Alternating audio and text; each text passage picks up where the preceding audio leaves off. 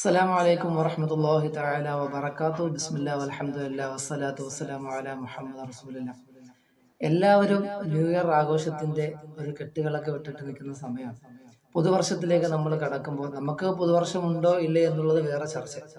എന്നിരുന്നാൽ തന്നെയും ഒരു പുതിയ വർഷത്തിലേക്ക് നമ്മൾ കടക്കുമ്പോൾ ഒരു വിശ്വാസിയെ സംബന്ധിച്ചിടത്തോളം നമ്മുടെ മനസ്സിലേക്ക് കടന്നു വരേണ്ട ചിന്ത എന്തെന്ന് പറഞ്ഞാൽ, നമുക്ക് ആയുസ്സിൽ നിന്ന് ഒരു വർഷം കൂടി കഴിഞ്ഞു പോയല്ലോ എന്നുള്ള ചിന്തയാണ് വരേണ്ടത്. എല്ലാവരും ഓരോ പുതിയ വർഷം വരുമ്പോൾ ആഘോഷിക്കുകയാണ്. ഇനി അടുത്ത വർഷത്തിൽ എന്തൊക്കെയോ പ്രതീക്ഷകളോടുകൂടെ, എന്തൊക്കെ ആശകളോടുകൂടെ, സന്തോഷത്തോടെ അറമാദിക്കുമ്പോൾ നമ്മുടെ ആയുസ്സിൽ നിന്നും ഒരു വർഷം കൂടി കഴിഞ്ഞു പോയി. എന്താണ് കഴിഞ്ഞ വർഷം നമുക്ക് ചെയ്യാൻ കഴിഞ്ഞത്, ഈ കഴിഞ്ഞ വർഷം എന്ത് നേട്ടമാണ് നമുക്ക് ചെയ്യാൻ കഴിഞ്ഞിട്ടുള്ളത് എന്നൊക്കെ ഒന്ന് വിലയിരുത്തേണ്ട സമയം കൂടിയാണ്. അള്ളാഹുവിന്റെ ഹബീബായ നബിതങ്ങൾ അവിടുന്ന് പറയാണ്, ഹാസിബു ഖബ്ല അൻ തുഹാസബ്.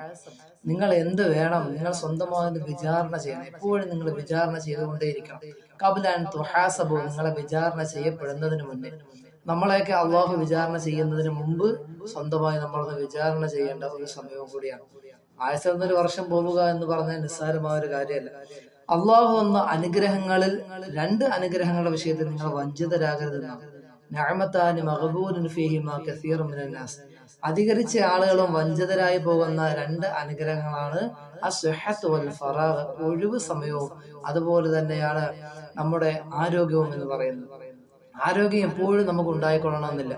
ഏത് സമയത്ത് എന്തെങ്കിലും ഒരു രോഗം വന്നാൽ അല്ലെങ്കിൽ ഒന്ന് മറിഞ്ഞു വീണു പോയാൽ നമ്മുടെ ആരോഗ്യം അവിടെ കഴിയുകയാണ്. പിന്നീട് പരസഹായമില്ലാതെ നമുക്കൊന്നും ചെയ്യാൻ കഴിയില്ല. പരമാവധി ആരോഗ്യമുള്ള സമയത്ത് നമ്മൾ ഇബാദത്തുകൾ ചെയ്യുക എന്നുള്ളതാണ്. അതുപോലെ നമ്മുടെ ഒഴിവ് സമയത്തെ പരമാവധി നന്മകൾക്ക് വേണ്ടി, നല്ല കാര്യങ്ങൾ ചെയ്യുന്നതിന് വേണ്ടിയിട്ട് നമ്മൾ പ്രയോജനപ്പെടുത്താം. അള്ളാഹുവിന് തൗഫീഖ് നൽകി അനുഗ്രഹിക്കുമാറാകട്ടെ.